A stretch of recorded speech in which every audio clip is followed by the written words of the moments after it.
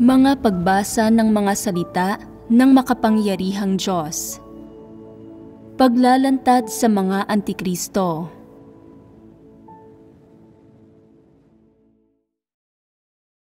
Ikapitong item. Sila ay buktot, mapaminsala, at mapanlinlang. Ikalawang bahagi. Nang mapangasiwaan na ang usapin tungkol sa Antikristo sa Iglesia sa Canada, may ilang taong nag-isip. Maraming taon nang ginagawa ng mga taong ito ang tungkulin nila. Pero dahil may lumitaw na Antikristo at nagdulot ng kaguluhan, ibinukod sila. Nakaramdam sila ng isang uri ng krisis. Inisip na, ito ang unang pagkakataong nakita kong nagalit ang Diyos at isinumpa ang mga tao. Hindi nakaligtas pati ang mga kasamahan, kasabwat at tagasunod ng Antikristo. Talagang walang konsiderasyon ang Diyos sa nararamdaman ng sinuman. Karaniwan, madalas sinasabi na ang Diyos ay nagmamahal at naaawa sa tao. Pero ang galit niya sa pagkakataong ito ay talagang hindi matitiis. Nagsisimula silang makaramdam ng pagkabalisa sa mga puso nila. Sabihin ninyo sa akin, tama bang mag-isip ng ganito ang mga tao? Hindi. Bakit hindi? Paano dapat harapin ng mga tao ang usaping ito? Ilang taon na ba kayong nakikinig ng mga sermon? Hindi ba't mahigit 5 taon na? At hindi ba't dapat ay magkaroon tayo ng pagkakasunduan sa maraming usapin, lalo na sa ilang bagay kung saan malinaw ang mga prinsipyo? Ano ang ibig sabihin ng pagkakasunduan? Ito ay nangangahulugan ng isang uri ng hindi nahahayag na pagkakaunawaan. May ginagawa akong bagay nang hindi ko sinasabi sa inyo ang dahilan at alam na alam ninyo kung bakit. Kaya ninyo itong maintindihan, tanggapin at arukin mula sa positibong perspektiba. Ito ang ibig sabihin ng magkaroon ng hindi nahahayag na pagkakaunawaan. Paano nga ba nabubuo ang hindi nahahayag na pagkakaunawaang ito? Sabihin nating nakinig na kayo ng maraming sermon, nagkaroon na kayo ng isang antas ng pagkaunawa sa katotohanan, at mas nakilala na natin ang isa't isa. Ipinaliwanag ko na sa inyo ang maraming bagay, at sinabi ko na sa inyo ang aking mga pananaw, ang aking mga ideya, ang aking mga prinsipyo sa pagkilos, pati na rin ang mga bagay na kailangan ninyong maunawaan at magawa. Sinabi ko na sa inyo ang lahat ng bagay na ito at kung ano ang aking mga pananaw, at tinanggap na ninyo ang mga pananaw ko at hinarap ninyo ang bagay-bagay, ang inyong tungkulin, pananalig, buhay, at pakikitungo sa ibang tao nang ayon sa aking mga pananaw. Hindi ba't kung magkagayon, ay lumaki na ng lumaki ang hindi nahahayag na pagkakaunawaan natin? Kung gayon, umabot na ba tayo sa ganitong uri ng hindi nahahayag na pagkakaunawaan pagdating sa pangangasiwa sa Iglesia sa Canada?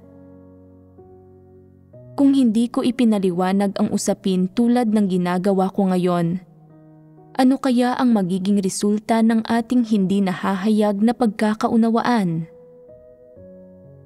Mahigpit na pagpaparusa sa mga tao upang magsilbing halimbawa para sa iba, at paggawang babala ang mga tao sa iba. Ito ba ang ating hindi nahahayag na pagkakaunawaan? Ang mga taong ito ay nakinig na ng mga sermon sa loob ng maraming taon Kaya bakit sila nagkaroon ng ganitong reaksyon sa ginawa kong pagkilos? Sabihin mo sa akin, ano ang naramdaman ko nang marinig kong sinabi nila ang gayong mga pananaw? Naramdaman kong kalunos-lunos ito na makakapagsabi ng ganitong mga bagay ang mga tao. Itatanong ko sa iyo, dapat bang makaramdam ako ng ganoon? Oo. Bakit mo sinasabi iyan? Ito ay dahil ang ganitong uri ng pahayag, ganitong uri ng perspektiba, ganitong uri ng pagkaunawa, at ganitong uri ng pagkaarok ay hindi dapat umiral o lumitaw. Ngayon, lumitaw sila at lumampas na sa aking mga inaasahan. Sobrang layo nila sa aking pagtatasa at mga inaasahan na nakakaramdam ako ng kahihiyan sa bagay na ito. May taong magsasabi, "Ganoon ba iyon kaseryoso? Hindi ba pinalalaki mo lang ang isang maliit na bagay?" Hayaan ninyo akong sabihin sa inyo, hindi ito isang napakalaking bagay, pero hindi rin ito maliit na usapin. Mula nang magsimula kang manampalataya sa Diyos, nang kilalanin mo na ang Diyos mo at Panginoon mo, nang gusto mong kumain at uminom ng mga salita ng Diyos, sumunod sa Diyos, tanggapin ang kanyang mga pamamatnugot at mga pagsasaayos, at magpasakop sa lahat ng hinihingi ng Diyos sa iyo. Mula sa araw na iyon, bumuo ka na ng isang ugnayan sa Diyos. Kapag nabuo mo na ang ugnayang ito, may isang napakahalagang problemang umiiral sa pagitan mo at ng Diyos. Ano ang problemang iyon? Ito ay kung hindi mo matanggap ang mga bagay na ginagawa ng Diyos at ang paraan ng pagkilos niya. Kung hindi mo maunawaan ang mga bagay na ito, at kung hindi ka makapagkusang hanapin at arukin ang mga ito, ay palaging nasa kalagayan ng krisis ang relasyon mo sa Diyos sa bawat sandali. At ano ang ibig sabihin ng kalagayang ito ng krisis? Kahit gaano pa karaming salita ng Diyos ang iyong kainin at inumin, kahit paano mo pa planuhing magpasakop sa Diyos, hanggat umiiral ang ganitong kalagayan ng krisis kahit isang araw lang, ang katunayan ng kagustuhan mong sumunod sa Diyos at ang hangarin mong tanggapin ang pagliligtas ng Diyos ay pwedeng masira, maging marupok, at maging isa na lang na pantasya. Bakit ko sinasabi ito? Hanggat hindi normal ang relasyon mo sa Diyos at hanggat umiiral ang ganitong kalagayan ng krisis, magagawa mo bang mapanatili ang isang normal na relasyon sa Diyos? Kung gayon, anong uri ng relasyon ang magkakaroon ka sa Diyos? Ito ba ay isang relasyon na pagiging magkaayon? Isang relasyong parang sa pamilya o isang relasyon ng magkatrabaho? Anong klaseng relasyon nga ba ito? Hanggat ang relasyon mo sa Diyos ay nasa kalagayan ng krisis, magagawa mong husgahan at maling maunawaan ang mga gawa at kilos ng Diyos kailanman at saan man, at magagawa mo pangang tutulan at tanggihan ang mga ginagawa ng Diyos. Hindi ba't mapapasapanganib ka? Paano nagkakaroon ng ganitong panganib? Nagkakaroon ito dahil hindi mo kilala ang Diyos. Hindi tayo magsasalita mula sa positibong panig, kundi sa negatibong panig. Halimbawa, lagi mong nakikita ang Diyos sa isang partikular na paraan at iniisip mo na ang Diyos ay isang hari sa lupa, isang napakahalagang opisyal, isang kataas-taasang taong may kapangyarihan sa lupa. Sa isipan mo, palagi mong iniisip na ang Diyos ay isang taong nasa ganitong posisyon. Kaya batay rito, ano ang magiging perspektiba mo sa mga bagay na ginagawa at sinasabi ng Diyos? Bibigyan ko kayo ng ilang halimbawa at baka maunawaan ninyo kung anong perspektiba ang tinutukoy ko. May kasabihan sa mundo, ang pagiging malapit sa hari ay kasing mapanganib ng paghiga katabi ng tigre. Kaya, mayroon bang mga taong inilalapat ang kasabihang ito sa relasyon nila sa Diyos? May mga ganitong tao at maraming tao ang may ganitong perspektiba tungkol sa Diyos. Nariyan din ang kasabihang nabanggit natin kanina, paggawang babala ang mga tao sa iba. Hindi ba't ginagawa rin ito ang Diyos na parang isang hari sa lupa o isang taong may impluwensya at katayuan? May ganito silang pagkaunawa sa Diyos dahil may ganito silang pagtingin sa Diyos. At ito ay dahil may ganito silang uri ng relasyon sa Diyos. Dahil ganito ang tingin nila sa Kanya.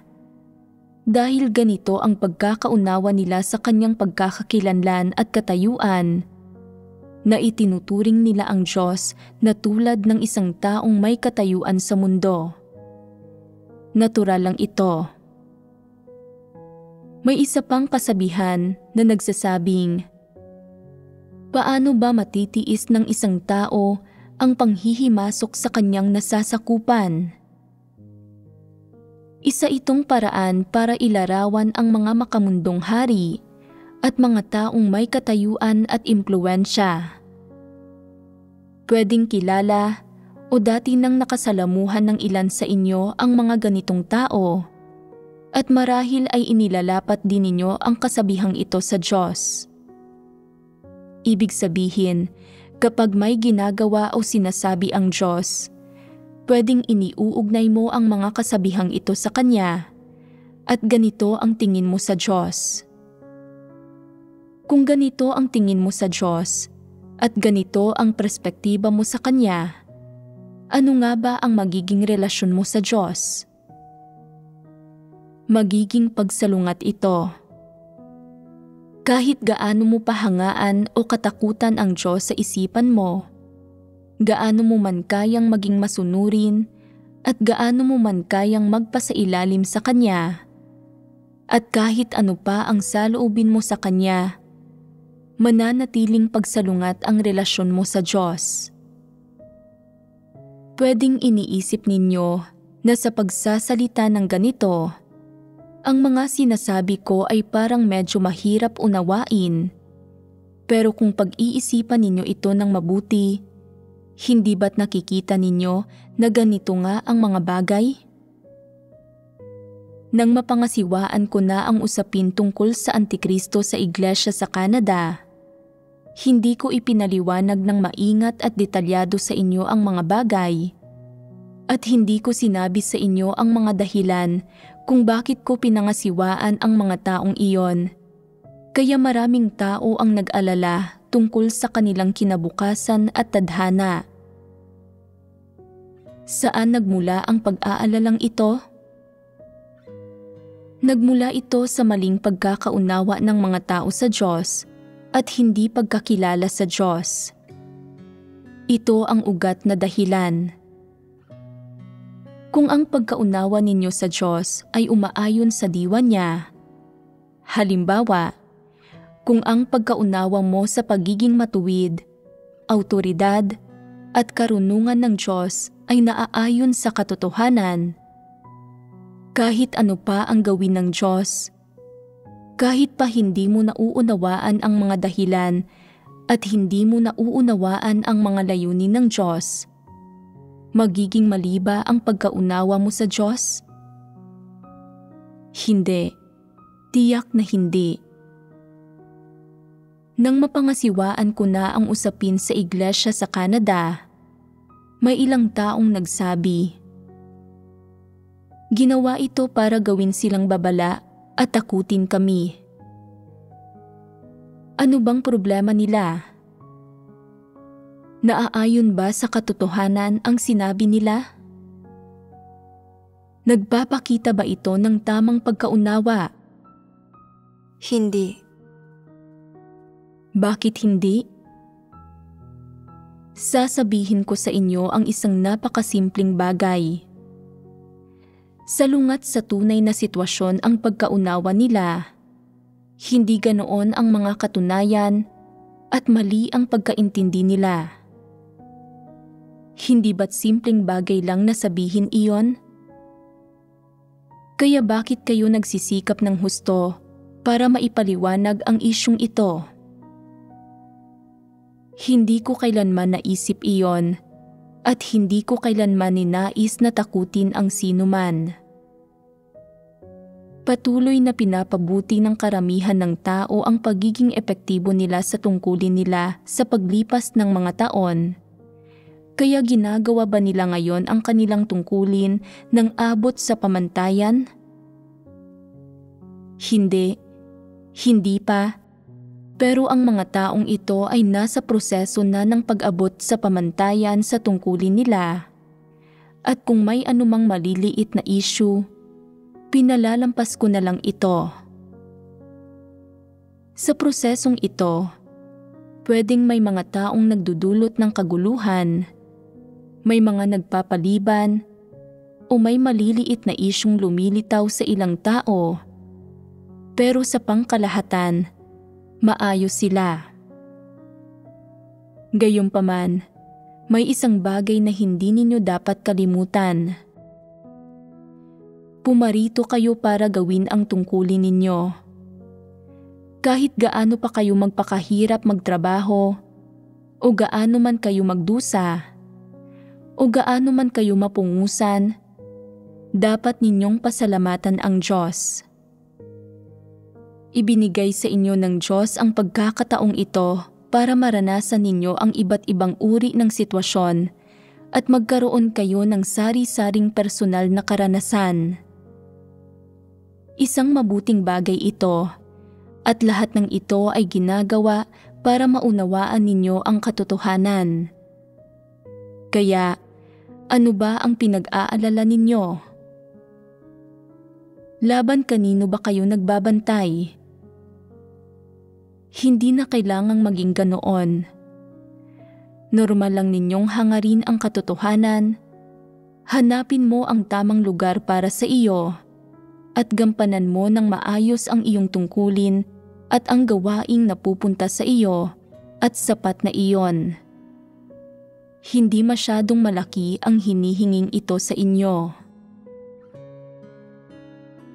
Mula nang lumitaw ang Antikristong iyon sa iglesia sa Canada at magsimulang magdulot ng mga kaguluhan, hanggang sa marating ng mga taong iyon ang kalagayan nila ngayon, gaano katagal ko silang pinagtimpian? Hindi ako lubos na walang alam sa mga nangyayari sa kanila. Matagal ko itong pinagtimpian. Gaano ko sila pinagtimpian? Sa mahabang panahon, hindi sila nakatapos ng mga gawain. Wala silang pagsulong sa gawain nila at wala sa kanila ang nag-asikaso ng mga nararapat nilang asikasuhin. Lahat sila ay arbitraryo at pabaya, immoral at walang kontrol. At dapat sana ay matagal na silang napangasiwaan. Kung kayo rin ay may kakayahang maging arbitraryo, pabaya, at hindi nag-aasikaso ng mga nararapat ninyong asikasuhin, huwag na kayong maghintay na pangasiwaan ko kayo. Sa halip, kusang loob na lang kayong umalis. Mas magiging marangal pa iyon. Iyon ba ang tamang gawin?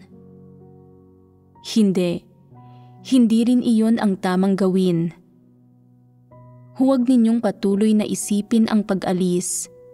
Kailangan ninyong buong pusong mag-ugat dito at gampanan ng maayos ang tungkulin ninyo.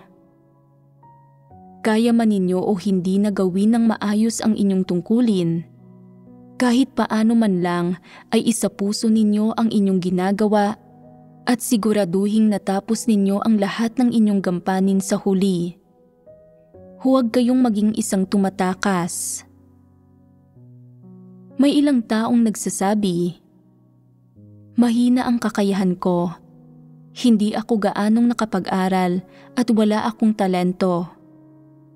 May mga depekto sa aking personalidad at palagi akong nahaharap sa mga paghihirap sa tungkulin ko. Ano ang gagawin ko kung hindi ko magawa ng maayos ang tungkulin ko at matanggal ako?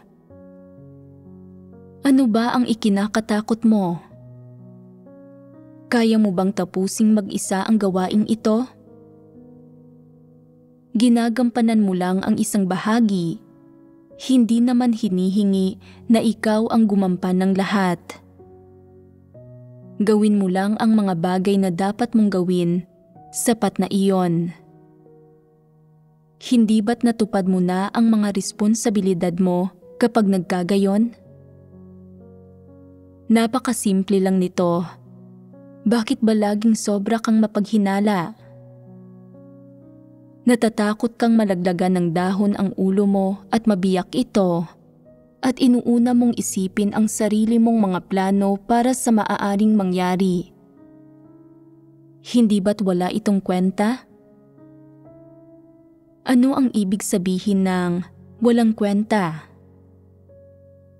Ibig sabihin nito ay hindi pagsusumikap para sumulong, hindi pagiging handang ibigay ang lahat, kagustuhan na palaging makalibre at magtamasa ng magagandang bagay. Mga basura ang ganitong mga tao. May ilang taong napakakitid ng isip. Paano natin mailalarawan ang mga ganitong tao? Sobrang babaw nila. Ang taong sobrang kitid ng utak ay isang taong ubod ng sama, at ang sinumang ubod ng sama ay sinusukat ang pagkatao ng isang maginoo ayon sa sarili niyang ubod ng samang pamantayan, at itinuturing niya ang iba bilang kasing makasarili at kasimbaba niya. Ang mga ganitong tao ay mga walang kwenta. At kahit pa nananampalataya sila sa Diyos, hindi magiging madali para sa kanila na tanggapin ang katotohanan. Ano ang dahilan kung bakit napakaliit ng pananalig ng isang tao? Dahil ito sa hindi niya pagkaunawa sa katotohanan. Kung masyadong kakaunti lang ang mga katotohanang nauunawaan mo at napakababaw ng pagkakaunawa mo sa mga ito, at dahil dito ay hindi mo maunawaan ang bawat gawaing ginagawa ng Diyos, ang lahat ng ginagawa ng Diyos, at ang bawat hinihingi ng Diyos sa iyo. Kung hindi mo kayang matamo ang ganitong pagkaunawa, magkakaroon ka ng iba't ibang uri ng pagdududa, imahinasyon, maling pagkaunawa, at kuro-kuro tungkol sa Diyos. Kung ang puso mo ay puno ng walang iba kundi ganitong mga bagay, magkakaroon ka ba ng tunay na pananalig sa Diyos? Wala kayong tunay na pananalig sa Diyos, kaya palagi kayong hindi mapakali at nag-aalala na hindi ninyo alam kung kailan kayo matatanggal. Natatakot kayo at iniisip ninyo, baka biglang pumarito ang Diyos anumang oras para magsagawa ng isang inspeksyon. Huminahon lang kayo.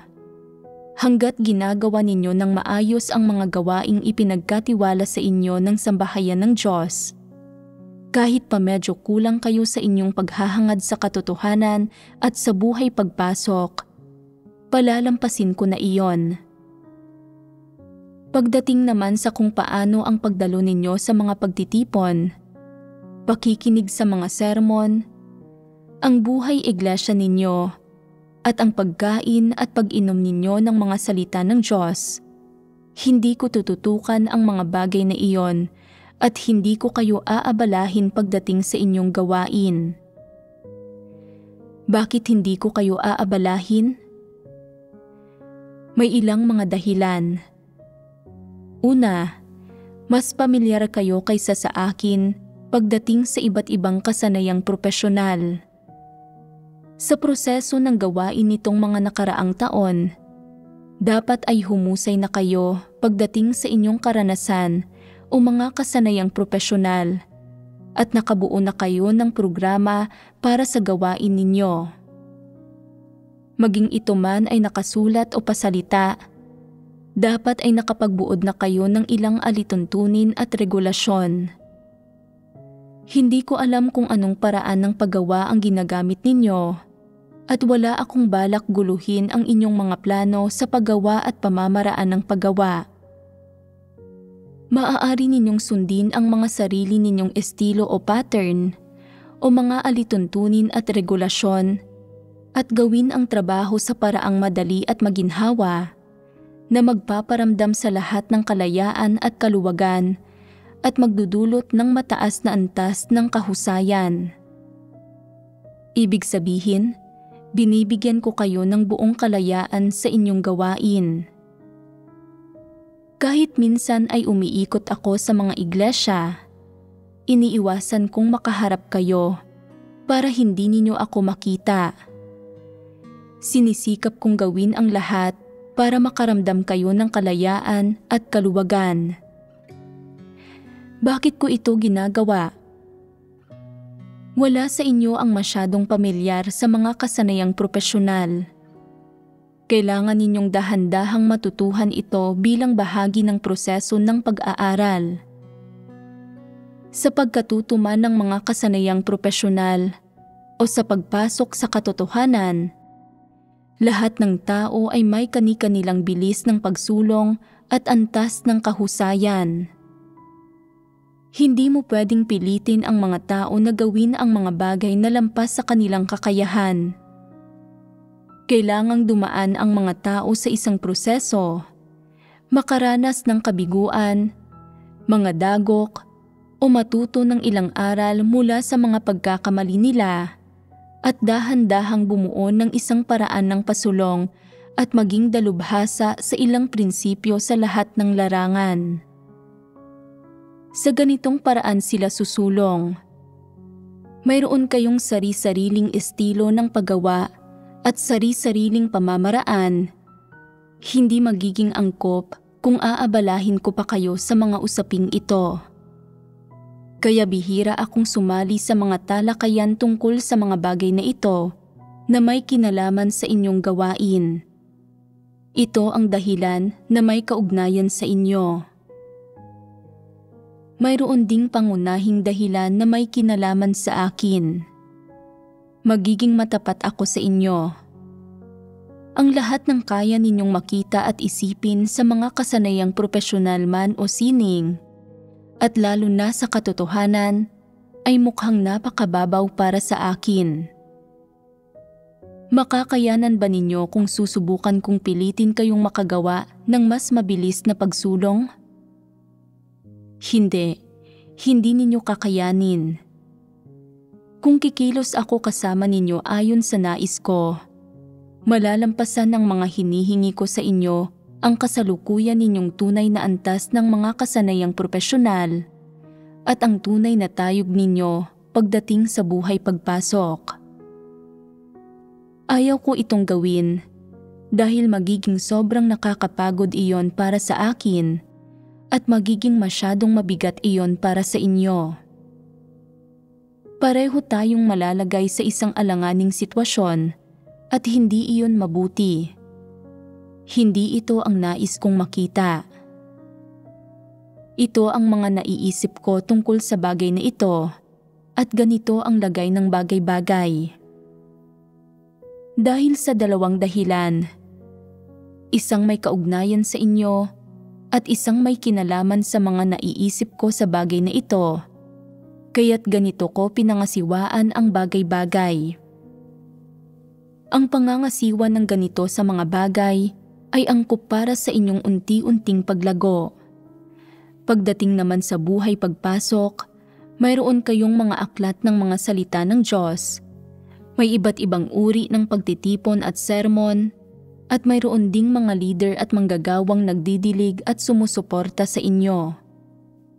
Napakaraming bagay ang pwede ninyong kainin, inumin, at pagkunan ng pagtustos. Ang isa pang aspekto ay na ang proseso ng paglago ng buhay ng mga tao ay tulad ng isang binhing itinanim sa lupa. Dinidiligan at pinatatabaan at unti-unting tumutubo at lumalago hanggang sa ito ay magbunga sa wakas. Isa itong napakabagal na proseso. Siyempre, ang mabagal na prosesong pinagdadaanan ninyo ay pwedeng mas mabagal pa kaysa sa paglaki ng isang binhi mula sa pagtubo hanggang sa pamumunga. Bakit ganoon? Maraming praktikal at objetibong dahilan para dito na nakapaloob sa mga tao. Una, ang mga tao ay may mga tiwaling disposisyon, pero hindi natin pag-uusapan iyon. Isa pa, ang mga tao ay makupad at madalas nagiging negatibo. Sila ay tamad at manhid at mabagal pagdating sa katotohanan at mga positibong bagay. Bukod pa rito, hindi mahal ng mga tao ang mga positibong bagay. Kaya naman, kapag sinusubukan ng mga taong pumasok sa katotohanan at makamit ang buhay pagpasok, napakahirap nito para sa kanila at sila ay sumasalungat sa agos. Para sa mga tao, ang pagsunod sa agos, pag-asa sa iba para makalibre, paghahangad sa sekular na mundo, at pagsunod sa mga kalakaran ay pagpapaanod sa agos na madali lang gawin. At mula sa subhetibong perspektiba, talagang gusto ng mga tao na kumilos ng ganito. Gayunpaman, ang paghahangad sa katotohanan, paggawa ng kung ano ang makatarungan, at pagiging mga taong may pagpapahalaga sa katarungan na kayang mag-asikaso ng kanilang nararapat na gampanin, ay napakabigat para sa kanila. Kailangan nilang maghimagsik laban sa mga personal nilang ninanasa, sarili nilang damdamin, sarili nilang mga kuro-kuro, at kailangan din nilang maghimagsik laban sa kanilang katamaran at iba pang masasama at negatibong bagay. Kapag humaharap sila sa mga tao, kaparehas sa gawain, o mga kapaligirang hindi ayon sa inaasahan nila, o kahit kapag nakakarinig sila ng nakakainis o hindi kaaya-ayang mga bagay, dapat silang umasa sa pagdarasal para mapagtagumpayan ito, kaya't nakakatagpo sila ng matinding paglaban sa landas ng paghahangad sa katotohanan sa kanilang pananampalataya sa Diyos. Kung sila ay talagang desidido at napakamasigasig na naghahangad sa katotohanan, makakakita sila ng kaunting pagsulong pagkatapos ng 1 o 2 taon ng karanasan. Kung hindi naman, kung kikilos lang sila ayon sa gusto nila at hahayaan na lang ang mga bagay na mangyari ayon sa natural na proseso, magiging napakabagal ng pagsulong nila. Marahil, pagkatapos ng ilang panahon, makakaranas sila ng isang natatanging pangyayari, isang may pambihirang kabuluhan para sa kanila, at sila ay matututo ng isang aral, mapupungusan, at sa kaibuturan ng kanilang puso ay makakaranas sila ng matinding pasakit at labis silang maaapektuhan, at saka lang sila magkakaroon ng kaunting mabuting pagbabago pagdating sa kanilang buhay pagpasok. Magiging sanhi ba ng pagsulong ang pagbabagong ito? Hindi. Nakasalalay ang pagsulong nila sa kung paano nila hinahanap ang katotohanan sa panahong ito. Kung sila ay mga taong puro palusot lang ang ginagawa, na nagpapakasasa sa kaginhawahan ng laman, at hindi naman talaga mahal ang katotohanan. Ang makukuha lang nila mula sa pangyayaring ito ay isang mababaw na aral at hindi nila makakamtan ang pagkaunawa sa katotohanan. Ayon sa mabagal na pagsulong na ito ng inyong buhay, pinapanatili ko ang ganitong distansya sa pakikisalamuha ko sa inyo at ginagamit ko ang ganitong paraan. Sa tingin ninyo, angkop ba ito? Lubos itong kapaki-pakinabang para sa inyo. Kahit papaano, nakakaramdam kayo ng ginhawa. Hindi ko kayo bibigyan ng karagdagang mga pasanin. Hindi ko kayo babantayan at tututukan buong araw nang hindi hinahayaang magpahinga sa loob ng 24 na oras sa isang araw. At hindi ko kayo pipiliting magtrabaho ng masigasig at walang kapaguran. Hindi ko gugustuhin gawin iyon, kundi hahayaan ko ang mga bagay na mangyari sa inyo ayon sa natural na paraan. Ibig bang sabihin nito ay pwede kayong magpakalunod sa sarili ninyong layaw? Kung gayon, paano ako nakakapagdesisyon ng may kumpiyansa na huwag kayong bantayan? Dahil may pagsisiyasat ng banal na espiritu. Bukod pa rito, kung ang isang tao ay naghahangad sa katotohanan, may ganitong pangangailangan at handang hangarin ang katotohanan sa kaibuturan ng kanyang puso, kahit hindi mo siya bantayan, patuloy pa rin niyang hahangarin ang katotohanan. Siya ay disenteng taong nag-aasikaso ng mga nararapat niyang gawin. Kung hindi siya disenteng tao, walang silbi kahit bantayan mo pa siya. Kapag binabantayan mo siya, kumikilos lang siya sa isang partikular na paraang pakitang tao para pabasta-basta kang tratuhin. At kapag hindi mo siya binabantayan ng saglit lang, kumikilos lang siya gaya ng normal niyang ginagawa at bumabalik siya sa kung paano siya dati. Ang paghahangad sa katotohanan ay hindi isang bagay na pwedeng bantayan ng mga tao. Ito ay isang bagay na lubos kong nauunawaan, kaya naman ginagamit ko ang paraang ito sa pakikisalamuha at pakikitungo sa inyo. Ganap na naaangkop para sa akin na gawin ito. Hindi ba't naipaliwanag na ng malinaw ang usapin tungkol sa iglesia sa Canada? At may naunawaan ba kayong ilang katotohanan mula sa usaping ito?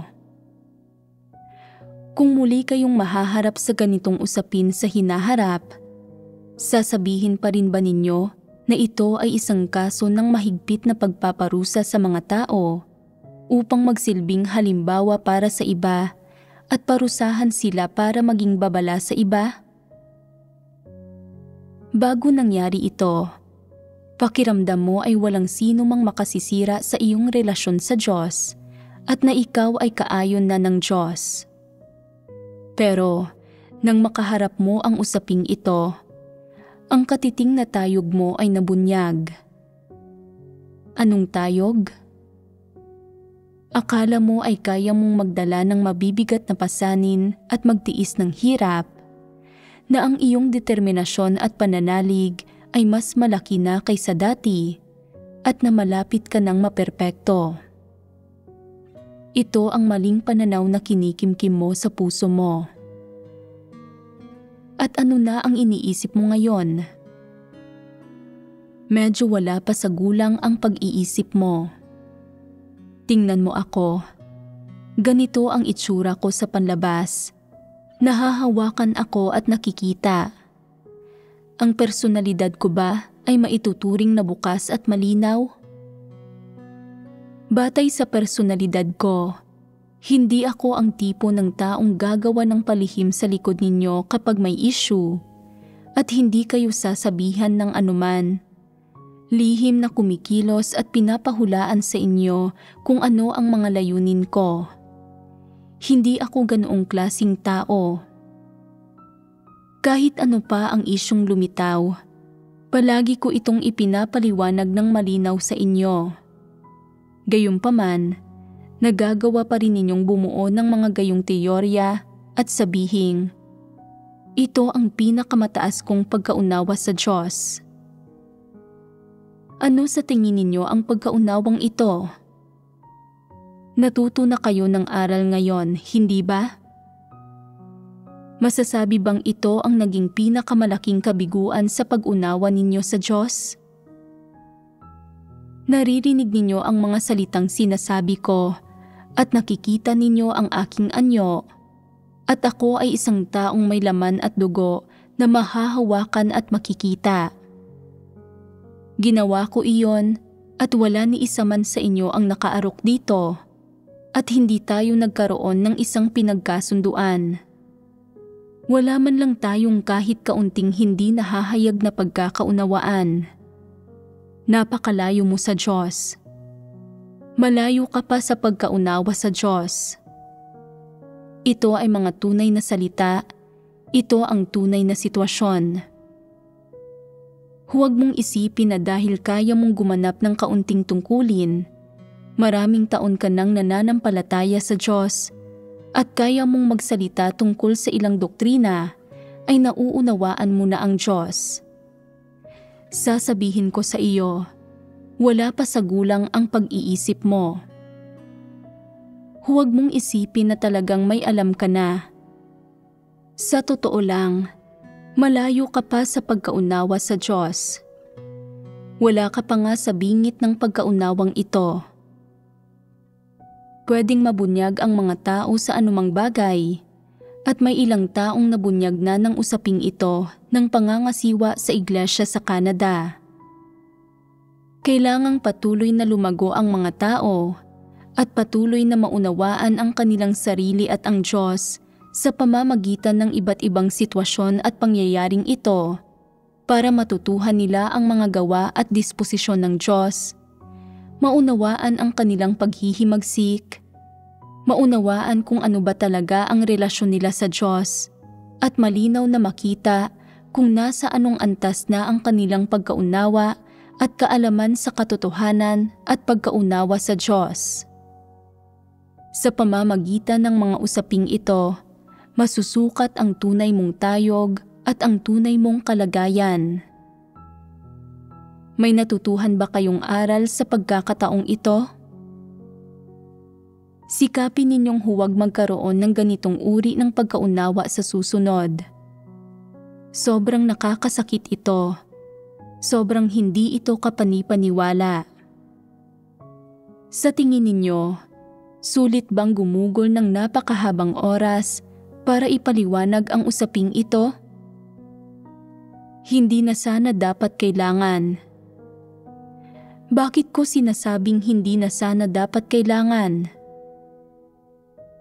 Ayon sa mga salita at doktrina na naarok ninyo, dapat ay nalampasan na ninyo ang pagsagabal ng usaping ito sa pamamagitan ng pagmumuni-muni ninyo mismo rito at pakikipagbahaginan sa isa't isa tungkol dito.